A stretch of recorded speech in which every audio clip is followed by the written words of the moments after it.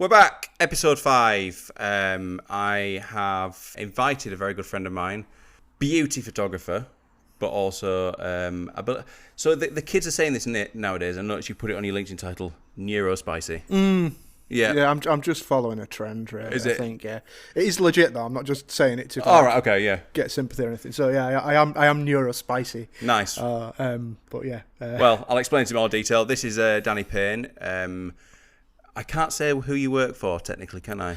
I work for the civil service. That's fine. The feds. But, yeah, I work for the 5-0. No, yeah, I do. But I'm very much here as myself. Fantastic. All opinions are my own, all that usual stuff you have to say. But, yeah. But you can swear. This isn't Channel 4. Yes. Fantastic. Yeah, whereas I can't swear at work, so that's good. Oh, really? Well, I probably could. I've just not been there long enough to get away with it, I don't think. Right, yeah. You're just sort of dipping your toe in the water. Yeah. I mean, I've been doing that a long time here, and I've got away with a lot. Yeah, I mean, I usually wait till at least 9 months before I start dropping C-bombs. Fairs. Yeah. I think it's because I own the dog. I think they can't sack me, otherwise the dog has to Absolutely, go. yeah. Emotional blackmail. I think is it a 10-year when you basically got the job for life? Pretty much, yeah. That's me. Anyway, moving on. So thanks, Danny, for coming in. Just a quick roundup of what ACS has been up to this week and what we're going to be doing. So I've mentioned a few episodes ago we are doing our garden up with a few of the children from Bradford College who have offered to come in. They gave us a little Dragon's Den style thing where they presented. And to be fair to them, they were absolutely brilliant. They came up. A lot of them had never presented before. They were really shy. And one of the girls was hiding behind a thing and she hated being there. But they've come up, they've built some birdhouses. They've built an actual bench with planters at the side of it. Nice. It genuinely looks brilliant. They've painted the side of this wall with bees and everything on it. It is really good. And we can now sit down and have our lunch outside for the 3 days of sun we have a year. Beautiful. But yeah, it's very well done. So please look on our Instagram or anything for pictures of everything. I think there's a picture of me up a tree. So if you work in health and safety, ignore that one because I don't have a harness on. Bike week is this week. Have you got a bike? I've got a motorbike. Does that count? Nope. Well, technically I do have a bike. It's just been in the garage for an awful long time because I'm quite lazy. Fairs. I mean, we've got these horrible electric bikes that it's the ones that electrically assisted, so you still have to cycle, but then it just goes this little push, like Daddy when you were younger with your stabilizers. Come on. And yeah, so I cycled from here to the top of Bradford, which isn't easy. No. Bowling Park to drop off. It was literally just some business cards and supplies to a customer, but I thought it was a lovely day. I can get out of the office. I can get on the bike because it's bike week. It's good content. I had my Ray-Ban Meta glasses, so I filmed myself going through Bradford. Nice. Taking in all the sights, drove through the waterfalls, nearly ran over a kid. Technically my fault because I didn't use a bell, but he did see me coming, so, 50-50. The insurance will work that out. As ever, professional. So I'm going to jump straight in. Oh, by the way, Sam's not here. I forgot to mention that. Sam has ditched me. It's eerily quiet. Yes, it is really, really quiet in here. But Sam's ditched me. He obviously had something better to do. I don't know what. He's here in spirit and he'll be editing because I'm too lazy and I don't know what I'm doing. But Danny, thank you for coming in. Danny Payne, who works for the feds. Give us a little bit of info about you. So yeah, thanks for having me on. I'm Danny. I work in digital accessibility. My background has been predominantly in web design, mobile app design. And for the past, I'd say, I was trying to work this out when I was in the car on the way over. I think it's probably about 7 or 8 years now. I've found that digital accessibility is one area for me that I feel particularly passionate about. I've kind of unearthed this passion back in 2018. You're very vocal on LinkedIn about it as well. Yeah, I whinge a lot about it. Yeah, it's good though. Well, the way I say it is somebody has to, because the kind of the digital accessibility community has been trying for years for people to take digital accessibility seriously. There has been some improvements, but not to say it's been going on so long. In my opinion, not enough. It's still not so. It's still something that you see people failing to take seriously on a daily or a weekly basis. So I've just kind of got to the point now where I just feel like, rather than being softly about it, maybe it's about time that we're a little bit more, not necessarily anarchistic, but I don't know. I feel like the more we start shouting about it and being a little bit more blunt about it, maybe people will start to take it seriously. Yeah, because to be fair, obviously, because you're so vocal about it, a lot of your content or your comments and everything pop up on LinkedIn quite a lot. And I did see one today that you commented on, and it was the guy from about Moneybox. Yeah. Past that, I see things like that. Again, we'll probably get into it a bit more later on, but it was things like, because short story. So when you put your PIN code in on the app, Yeah. you usually get the dots telling you you'd filled it in, and the dots got coloured in when you put a thing in the Moneybox Pantone colour, I guess. Yeah, the brand colour, yeah. But because the original colour as blank was light grey, and then it went to like a minty light green. Yeah. I mean, even I can see it. I mean, I'm not bragging. I've got excellent eyesight. Oh, good. Thank you. But even I thought, yeah, I can understand, especially if even if I was in bright light, that might have a bit of difficulty. And obviously, this guy couldn't tell if he was putting his PIN code in correctly or if he'd put enough in. And he'd messaged Moneybox and told them within a day or two it changed to black. Yeah. And it's small things like that. So obviously, pushing that message and even just contacting people, I didn't realise that. Yeah. And it changed it. So obviously, you being anarchistic is working. Yeah, that's I think drawing attention to these things, and like I said, I mean that change by Moneybox, it's great to see. And I'd love to see more people doing that. Like I said, there's not a day goes by where I don't see something either on LinkedIn or just generally when I browse the internet, or even in like the physical world, where I'll see something I'll just think that's no good for such and such a group. And I think in a way, like, focusing so much time and effort into understanding digital accessibility has kind of changed the way I see the world now in a way that it's almost quite annoying because I can't unsee things. Yeah. And I've perennially got these like little battles in my head. Oh, why have they done that? And I know that none of these, at least I hope, none of these decisions that have been made to design inaccessible things have been done deliberately. It's always, I suspect, done out of either lack of awareness or education or both. But it has very much changed how I see things now, and that's why I find myself ranting a lot about it, because like I say, it's on a daily basis. I'll see something and just think, man.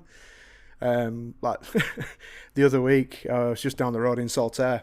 Again, something else I put on LinkedIn, but just out for a bite to eat with my wife and my kids, and spotted a big like vinyl poster, the yoga poster. Weirdly, after watching all your content, I went past and I went, I was gonna take a picture and send it to you. I went, I'm gonna see if Danny picks up on that one. Yeah, I walked past it, and even though we had like the pram with the two kids and everything, and I said to my wife, look, I'm sorry, I just need to go take a picture of that. I'll be right back.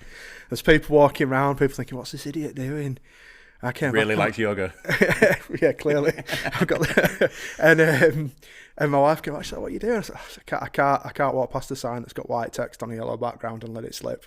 Particularly when the headline was something like yoga for everybody. I'm like, no, it's not, because you're excluding poorly sighted people. So yeah, that's kind of me, I guess, me in a very, very long-winded nutshell. Part of the neurospicy thing is I tend to rabble on a lot. Oh no, you're getting all the information out there. It's good. So obviously you said your background was in sort of like UX design and stuff. Was this kind of thing already something you were doing, or is this how you got into what you're doing now? No, by my own admission, it's not something I used to previously take as seriously as I should have done. Just as before you jump into it, does this affect you anyway, or is this just something you're passionate about? No, not personally. No, I don't have I don't have lived experience of the challenges that the disabled people face when I'm campaigning for a lot of this stuff or shouting about a lot of this stuff. In fact, it was only through learning more about neurodiverse conditions that I then pursued an ADHD diagnosis. So if anything, it's the other way around for me. Kind of made me realise that, actually, maybe there is something a little bit strange about my brain after all.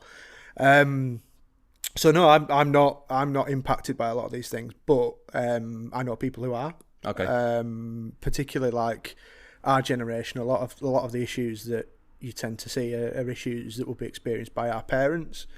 So a lot of the things that I used to see are things that my mum would have previously struggled with. And so there was some emotional attachment there. But no, when I first got into it, it was more a case of I've been working in design for a long time.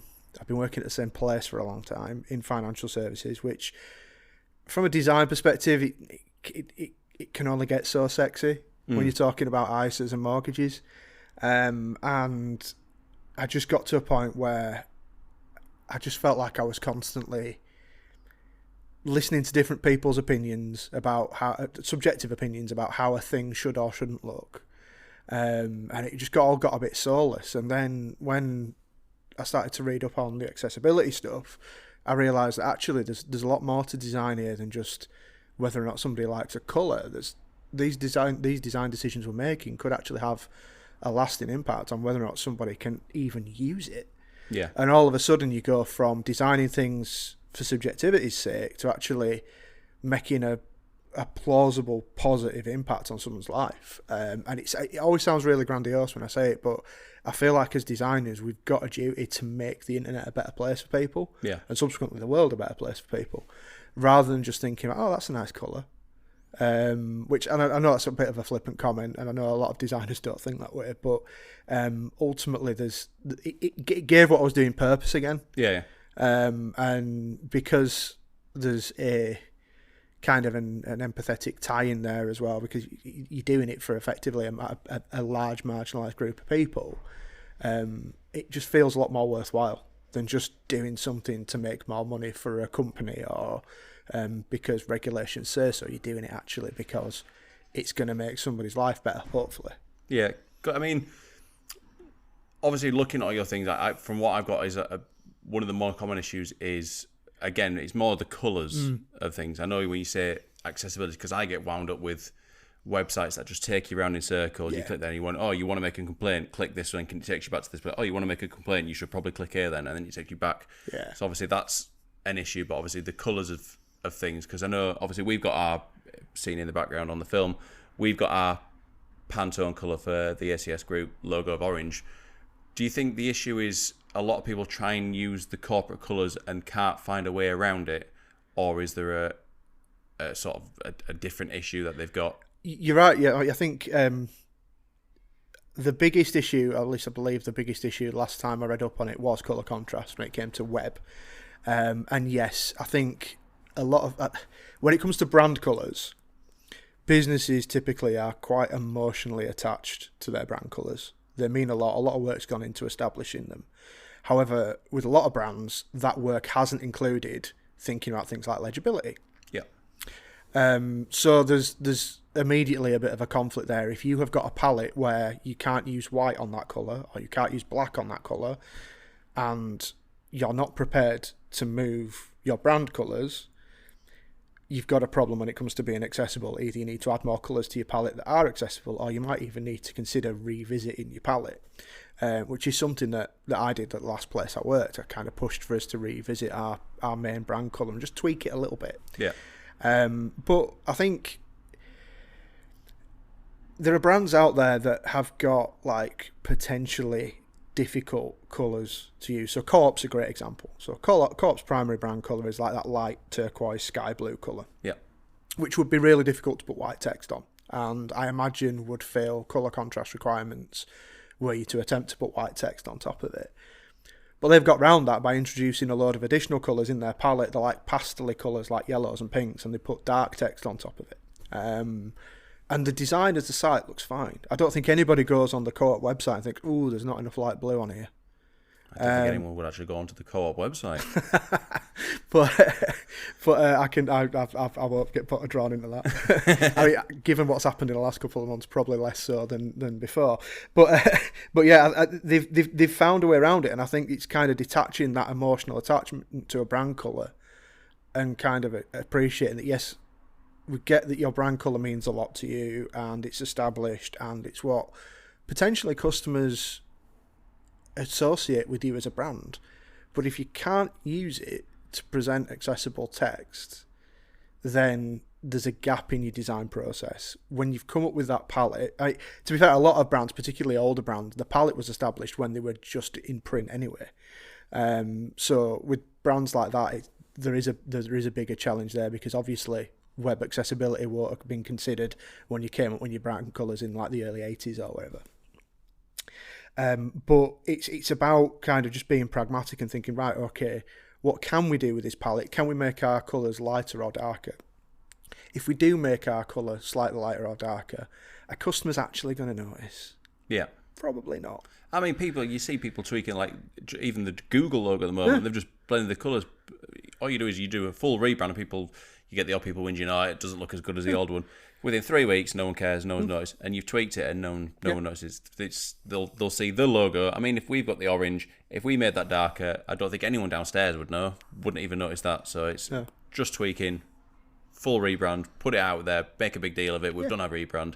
Even say we've done it for accessibility reasons. We've realised we've not been as good as we could have been. We've done this. Now we're exactly. There's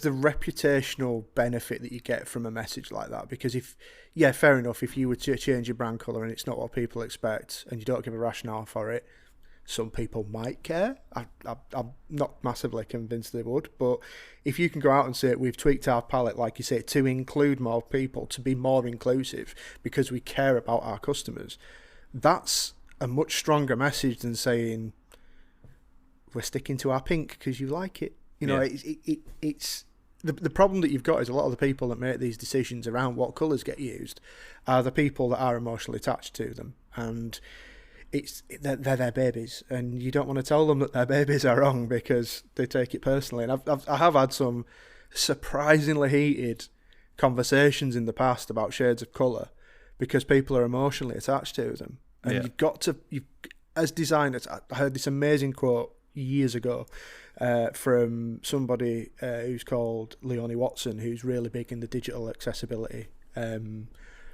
industry, and she once said to me on a Slack conversation, we need to remember that we're designers and not artists. Ultimately, as designers, what we have to do is solve problems for people. We need to be people focused and deliver things that work for people. If you're not thinking about the people that you're designing your thing for, you're effectively just an artist. You're doing it for yourself. Yeah. And that's great. And I'm not saying there's any issue with that, but you can't expect people to be able to understand and interpret your art in the same way that you do.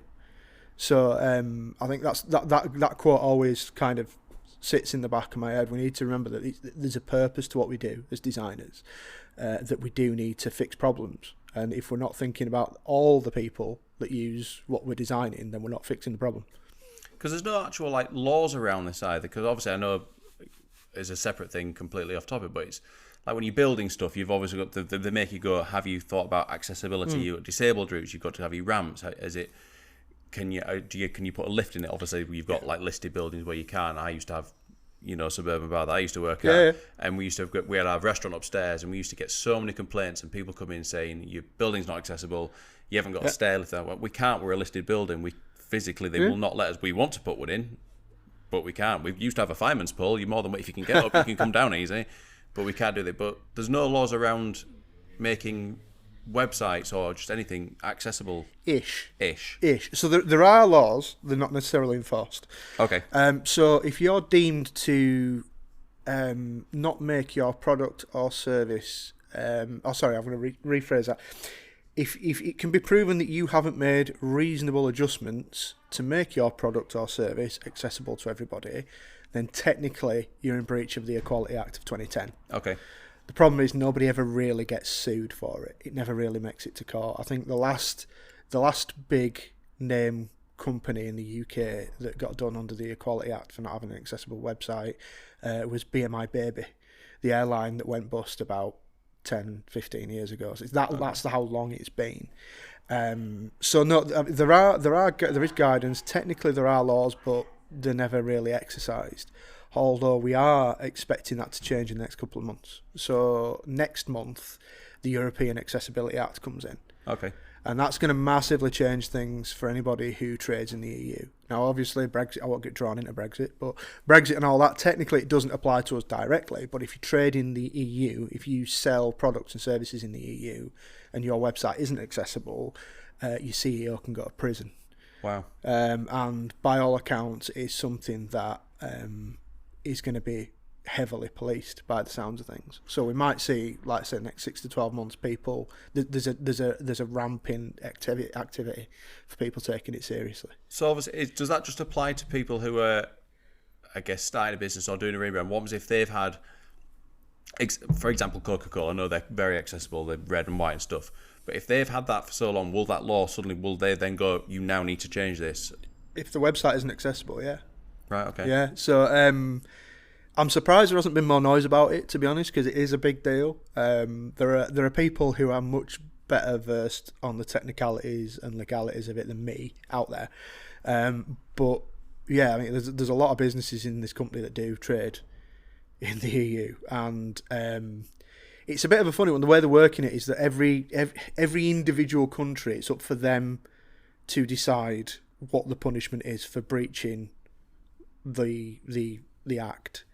So it varies from country to country. So you could get one person complain in France, another person complain in Ireland for the same problem, and get different punishments from each country. Okay. And the really interesting thing with it is it's the country of the customer, not the country of the business. So if somebody decides to go on your website and buy something, and they're based in France or Germany or wherever else, and your website isn't accessible, technically they can do you for it, even if you don't necessarily advertise in Germany or France. I presume, obviously, I know you said they could do you for it. Is there like a process where they have to tell you saying, we're having issues with the website, or can they go, no, you're wrong, you haven't done this already, you're getting fined straight away? I believe it's the latter. Oh, okay. Yeah, I believe it's the latter, because there's been enough legislation and guidance out there for so long to tell people to do it. I think this is kind of a bit of a last straw thing. It's kind of an acknowledgement that the efforts that have been made so far to get people to take this seriously hasn't worked. I mean, there's a survey that's done I think they do it every year. It's called the Top Million, and it's run by a company called Web Accessibility in Mind, or WebAIM, as they tend to be known online. And they basically audit the homepages of the top 1 million websites in the world. And just shy of 95% of them have got accessibility issues on them. Okay. So just over 5% meet accessibility standards. So it is a bit of a pandemic in itself. It is a problem that no one seems to really be leaning into.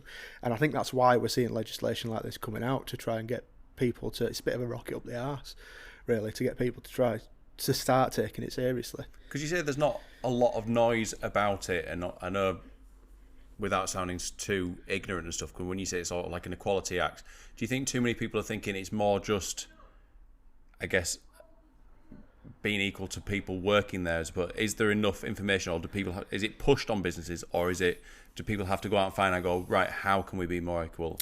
From my experience, people don't know enough about it. Okay. So I think I'd like to think the vast majority of businesses who aren't accessible aren't doing it deliberately. It is through that lack of education, lack of communication, lack of awareness, which in itself is a shame, because that feels like something that should be easy to address. So I think it is a case of people just need educating on this, rather than necessarily people are blind to it or naive to it. Are there any companies out there who are pushing this, going to these events and basically highlighting, so come past and go, what are you all about? Is there anything like that being pushed out? Yeah, I think there's a lot of companies that specialise in promoting digital accessibility. A few that I can name off the top of my head. There's a company called AbilityNet. Okay. They're a really big non-for-profit company. They run an annual digital accessibility conference that's in London this November, called TechShare Pro. There's another company called DQ, who are based, I think they're American, but again they're big on the tech side of things and making sure that everybody's thinking about accessibility in tech. There's a company they used to be called the Paciello Group. They're now an acronym. I think it's PGCI. Again, another company that I think originally were based not too far from here, maybe Leeds, York area, who again specialise in supporting businesses with embedding accessibility in what they do.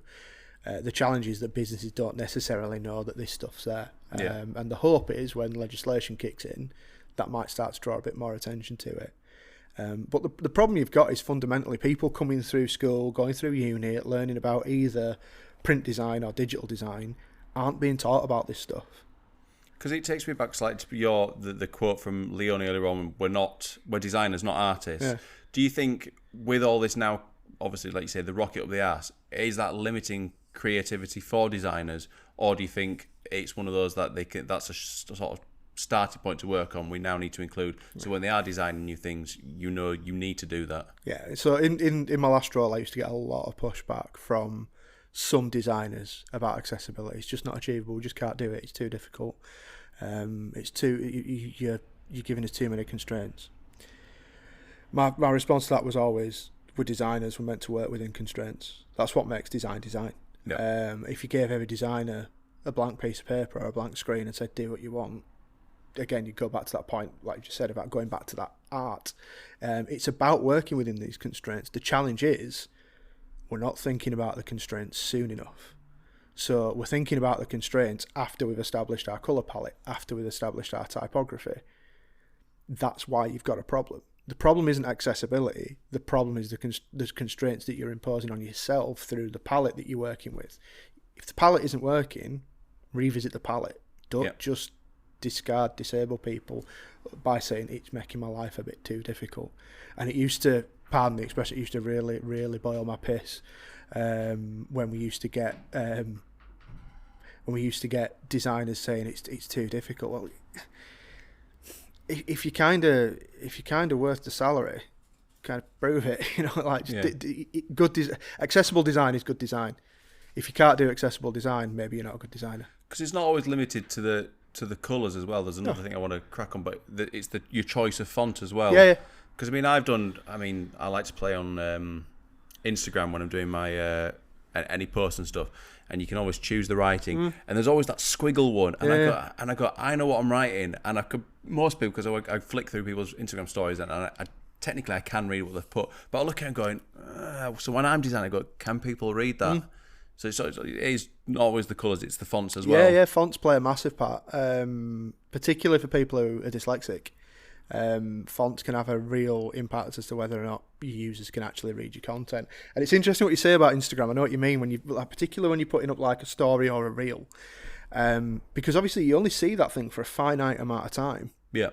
So you want people to be able to read it quickly before it goes on to the next thing. So why does Instagram give you font choices that are difficult to read? Yeah, it just doesn't make any sense. Like, again, for me, it's not good UI design. You're thinking about it looking pretty rather than the actual, what is this thing going to be used for? Again, it's more like you're doing it for you. I can read that, so hopefully someone else can. Yeah, it does baffle me. But yeah, typography is a big one, and because typography tends to be connected to dyslexia, and dyslexia is a lot less black and white when it comes to what's good and what's bad. It's a lot more challenging to get it right. A guy who I know used to be the head of accessibility at BBC, a gent called Gareth Ford Williams, did a massive project at the BBC before he left, looking at accessible typography. And there are a lot of colloquial like statements out there that say this font's good, this font's bad, but the reality of it is there's a bit more to it than that. And the best way to find out how accessible your typography is to test it with people. And to be fair, that's the same for anything to do with accessibility. You've got to test it with disabled people with lived experiences. But as a rule of thumb with typography, things like not writing in all caps, that's terrible for people, or can be terrible for people with dyslexia. Left aligning your text rather than centralising it or right aligning it can, again, make a huge difference. See, I'm again... So I was doing one earlier on, and I was moving the font. I'd chosen a nice looking font, which I know most people can read, but I noticed the colours, and I was moving it slightly because the top of the R was in a bit of white space. I thought, I can't read that, so I was moving it about. But like you say, it's the choice of fonts does have a big effect on it. Definitely. And it is one of those where you say, I'm now looking at it from other people's perspectives, even though they look at it. It was a sad post. It was about my dead dog. It's 1 year since I lost him. It was a nice post, and I was trying to choose the colours and stuff, and get people to choose rescue dogs. Well, I won't go into too much detail. It's very upsetting. But even while I was making just a post about it, Thank you. Frosty's here, by the way. So you can hear him shaking. He's just woken up. I needed to choose the right thing for the thing to make sure people could read it, and people don't think too much about that, even if it's just like you say, just for your Instagram. So obviously businesses, it's going to be even harder. Yeah, businesses businesses on Instagram always make me laugh. The amount of times you see like posts from businesses on Instagram where they don't put captions on, and Instagram doesn't play sound by default. So I watched this video for like 10 seconds of somebody doing a piece to camera, not a clue what they're saying, because they've not put captions on. Why? Probably because captions are ugly, or I don't know. I can't assume, can I? But leaving captions off videos on social media is just it's suicide. It's a waste of a spend, because it's not just disabled people. It's not just deaf people that use captions. If it's on Instagram or other similar TikToks or what have you, if you've got it set up so it's not playing by sound by default, you're not getting your message across. Yeah. So yeah, there's a lot. I've gone off on a bit of a tangent there, but there's a lot even when it comes to posting on social media, and the important differentiation between posting on social media and designing websites is anybody can post on social media. Yeah. So that's where it gets a little bit more challenging, because if you work in digital design, then yes, there's an expectation that you know what the constraints are, what the legalities are, what the standards are, and everything else. If you're just some 12-year-old kid sticking a TikTok out there, there's no expectation that you'll know that you need to put like alternative text on an image, or choose a decent legible font, or worry about colour contrast. So that's why for me that education piece is important, and also the platforms that we use are a bit more supportive. It seems crazy to me that Instagram and other, well, I keep naming Instagram, but any kind of self-publishing platform makes it so easy to put out inaccessible content, and makes it so difficult to put out accessible content. Yeah. If you I obviously through the photography stuff, I put an awful lot of stuff out on Instagram to publicise my photography, and I quite often forget to add alternative text to my images, and I'm somebody who knows how important alt text is. That's something that I've never actually got fully understood, because I'm very similar to you with my photography on Instagram. Well, obviously you don't get the alt text. I usually put a caption underneath. So when I see the alt text, and a lot of people started doing it, I'll say "woman holding red cup" and stuff. Is that for people who I don't know who's that for? Because I look at the picture and naturally I can see it. I can see it clearly.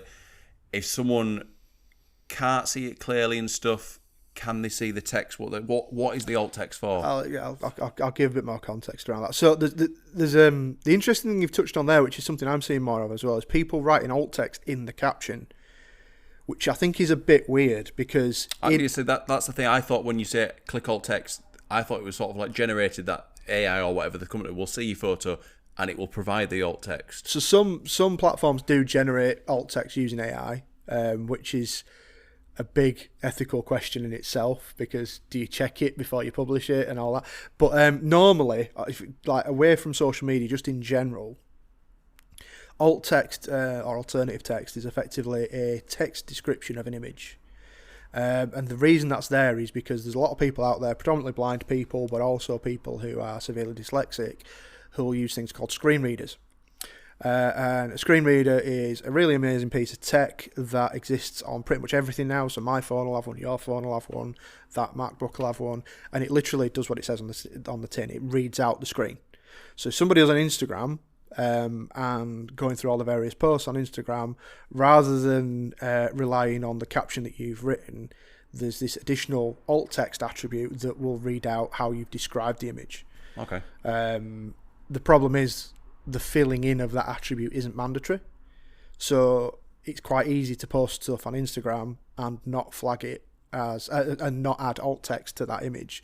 So that means if anybody who's blind or partially sighted or severely dyslexic who's on Instagram and browsing through the images, they wouldn't get that description, that audible description of what your image is about. Right, okay. Now, I have seen a school of thought before of like, Instagram is a visual platform. Why would you putting text and looking at photos? Yeah, well, is a blind person going to go on Instagram? Is effectively the argument, which I get, but that that's not our decision as content creators. That's the decision. Well, sometimes because you can link your account, so it might go onto Facebook. Yeah, exactly. It shouldn't be our decision to decide whether or not somebody is excluded by our content. Yeah, if you're blind, you shouldn't be having Instagram. Yeah, but they've got Facebook. Yeah, it's not for us to make that call. We should be putting out content that works for everybody. And then if blind people don't want to go on my Instagram, fine. But if they do, at least I know they'll have a semi-decent experience. So we should be. So you're saying, I'm not saying for everything, but more people should start either including alt text or checking if it's available. So I should be putting under my photos really handsome guy with idiotic dog. Yeah, if you're taking a picture of me. So just in case Instagram doesn't pick that up, it won't say. It'll just say guy with glasses. Yeah, exactly. Yeah, right. Okay. It's getting better with AI, because I get that it's quite a pain in the arse having to type out a description for an image if you don't really get the purpose of alt text, and you've got to be realistic about these things. And I get why people perhaps don't do it. And I think even if you made it mandatory, it might start to annoy people, because, like I said, the education isn't there, so people don't understand, why do I need to write another description about this image because I've already put a caption on it. Yeah. But it does make a difference. So I think it is something where we need to educate people more. Because it doesn't, obviously, it's not, I think, again, another one of your posts, because you're just so vocal about it, it's not always linked to text or colours on a website. It's video content as well, because you put up a picture of, which I sort of knew previously, but I didn't realise it was that bad. I think it was the Man City Fulham game. Yeah. And obviously colourblind people who can be literally blacks and greys. Yeah. And you put up a picture of the game, and Man City were in their light blue kit, and I think it was Fulham were in a white kit. And you look at it and you couldn't, I mean, as a football fan, I went, obviously Man City, because they've got the darker shorts, or Fulham got the darker shorts. But you really couldn't tell, especially when they're running at speed. You couldn't tell which team was what, who was shooting for who. So it is not limited to website design. No, it's everywhere. It is. I remember there was a couple of, there was the Man City Fulham example the other week, and for me, there's no excuse for that, because Man City have an away kit that contrasts massively to Fulham's home kit that the fans have probably spent best part of £100 on. It's an away kit. It's an away match. Wear your away kit. Why you? But anyway, I won't get into that. But a couple of years back, Sunderland and Newcastle met in one of the cup games, and obviously Sunderland red and white, Newcastle black and white. I can't remember who was at home. I seem to recall it being at St James's. I think Newcastle were at home. And Sunderland were playing in the red and white kit, and again I was watching that not as a colourblind person, and at times I was struggling to tell one team from the other, because they're both in striped kits, white striped kits, one's black, one's red. It wasn't that easy to distinguish. If anybody had been colourblind trying to watch that, it'd have been an absolute nightmare. As a Newcastle fan, you don't want to be cheering when a Sunderland goal goes in. Exactly. Your family would kill you. Like, what are you doing? Exactly. How are the lads? Yeah. That's what I mean. It's in everyday life. And going back to Man City, another one that I don't know if you spotted it, but this season for the cup games, for the lettering and numbers on the back of the shirt, it was this really.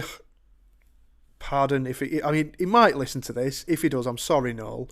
But it was this really horrible hand-drawn font that had been done by Noel Gallagher, because big City fan. That's cute, fair enough, big City fan, tied to the club, all the rest of it. It's really hard to read. Now, the reason you've got names and numbers on the backs of shirts is so referees can see who's who, and so commentators and fans can see who's who. Yeah, it's cute that you've gone for this handwritten font, but it's got to be legible. And it wasn't. I was just watching it thinking, what are you doing? You're a big club, you care about your fans. I get the emotional attachment, like the romance of it being one of the Gallaghers that's done this font for you. But how are people meant to read it? It's 116 charges now. No comment. just add it on. Yeah. Did they make Europe this season? Sorry, I don't think they did they? Who's that? Oh no, Man City, they did get in the Champions League, didn't they? Unfortunately, yeah. So hopefully they'll sort it out next season. But yeah, this is what I mean. It starts off as web, it started off in web for me, and then it just seeped out to everyday life, and I'm seeing things everywhere, just like, oh man, that's so annoying. Why haven't you thought about disabled people when you've been doing it? Yeah. And it's just slowly taking over my life. Because the Equality Act won't will that reach to things like that? Again, I know it's obviously based on the colour clashing. Sometimes I believe it's up to the referee's discretion which kit you use, and obviously he can see on there. Why isn't something as big as the Premier League? Because I mean they're massive. Like you've got the rainbow laces, you've got the say no to racism. Why is it say yes to disabled people? Oh yeah, it's a good point. I mean, in terms of it being as part of the Equality Arts, I guess the argument would be because they're wearing different colour shorts. Going back to the Fulham City game, because they're wearing different colour shorts, there is a reasonable adjustment in that they aren't the same, which I get, but it just made it a bit more difficult for everybody. But you'd like to think that it's just like, even at the start of a Premier League season, get all the home kits, all the away kits, get a colourblind person to sit down with all those kits and say, right, what can we do, what can't we do? And I mean, I'm saying this, they might have done that, and a colourblind person might have said, actually, it's fine. To me, I found it quite difficult. Yeah. And I could be like talking out my arse. But yeah, that might already happen, but if it doesn't, it really should, because then at least they can say, yeah, we've tested all the colour combinations for all the teams for the upcoming season with somebody who's colourblind, and we can say with confidence, like, we know that people will be able to differentiate the two teams. And there's been a lot, I mean, I'm saying this, there has been a lot done in football over the years. So, for example, if you look on the BBC Sport app or website, previously when they used to indicate like the form of a team, they just used to use colour for that: green for a win, red for a loss, grey for a draw. They've changed that now, so there's like icons or letters used as well. I used to play FIFA a lot as a kid and an adult. Grow up, Danny. But I used to play FIFA a lot, and you know, like on FIFA, you used to get a little map at the bottom of the screen, yes, which showing you where all your players were. They used to be red and blue circles, and then at some point they changed one of them to triangles. So you're not just using colour to differentiate between the two teams. Yeah, that's cool. Like, it's little things like that where, we're actually starting to think about like colourblind people here, and you're not just using colour alone to differentiate between two different things. Just little tweaks like that can make such a difference, and that goes back to you said at the start of the show, looking at the money box example. Like, yeah, it's great that they changed the colour, but if they change the shape as well, that'd be a bit better. But that's not to take away again. Something I didn't think you think change it to black. Yeah. Pin goes in, turns to a little triangle. Yeah, exactly. Or even just like a solid circle and an outline of a circle. Yeah, so it pops out once you put in. Just something other than colour. But I mean, that's again not to take away from Moneybox. Great that they've done something about it. But yeah, it's just little tiny things like that can make a massive difference to folk. Yeah, it's decent there. Well, before we get jumped down into a FIFA rabbit hole, because I'm eager to talk about that, we are, I guess, running out of time. But yeah, I have learnt a lot. I hope people listening to this have learnt a lot. So if you do want to link with Danny and find his anarchistic views on Exit Facility, Danny Payne, Payne on Instagram, on LinkedIn. If you do want to get involved in his photography, which I'm very impressed by, I do follow you. You do a lot of music photography as well as wildlife photography. Danny Payne Photography, is it? It's so me handles, is that what you call them? Yep. At Danny Payne Photo. Okay. And my website's dannypayne.co for my photography stuff. At some point, I'm going to build a website for all the accessibility stuff. I've been saying that for like 2 years. Again, ADHD, I get distracted by other things. Oh, I know exactly what you're doing, where you're coming from there. Yeah. So yeah, give him a follow on there. Also mine at WhatMouthC, you know. Yeah. Selfless plug there. Go for it. But no, I really appreciate you coming in, Danny. Cheers, I know buddy. it's been a long time coming. In fact, did you notice LinkedIn when we were messaging was blocking out the word sexy? Yeah, I thought it was rude. Yeah, so I thought he's not replying to me, and I looked back and LinkedIn had put up saying, we think Danny might find this message offensive, and I went, no, I just said, is the 12 sexy? Yeah. But so that's a nice little thing that's protecting you and me from calling each other sexy. I think that's LinkedIn's way of telling you to be more professional. I'd ignore it. I'd do. You be you. Oh yeah. You've got to be your authentic self nowadays. That's what recruiters want. If I want to call people sexy, do it. Don't. Yeah. Okay. Yeah. Let's bring it back there. But no, thank you very much for coming in, Danny. It's been good to chat. Wonderful. And yeah, we'll see you next time. I don't know who we've got in. I'm not that far ahead, but appreciate it. Thank you very much. Cheers, Danny. Bye.